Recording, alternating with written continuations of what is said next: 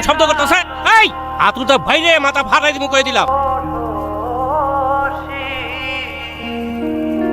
আব্বা আমার মনে হয় কি ওই যে বিলাই শব্দ করতেছে। এই বেটা তুই পাগল না আমি পাগল? কেন আব্বা কি হয়েছে? কি হইব আবার? বিল এরকম শব্দ করবো কেমনে? প্রত্যেকটা দিন তুই যখন কলেজে যাস তখন এই শব্দটা আইয়ে। না বলছে বড় বিলাই তো, না গেলে মনে হয়েছে শব্দ বন্ধ করবো না, আমি যা থামাই দিই। এই বুড়ি দাঁড়াও, আরে বুড়ি দাঁড়াও না। আরে বাবা আর একটু হলে তো আব্বার কাছে ধরা খেয়ে যেতাম। আমার হাতে তো কিছু কাজ আছিল, ওটা শেষ করে আইতে হবো না? আমি কতক্ষণ ধরে দাঁড়ায় আসছি। আচ্ছা রাগ করো না, এখন কই যাবা কও? ক্লাসে যাব। তাহলে ক্লাসে না গেলে কই যাবা? চলো পাহাড়ে যাই। পাহাড়ে যাইবা? আচ্ছা চল। কি ব্যাপার পরি, কিছু কইতেছো না? না কি হইছে তোমার?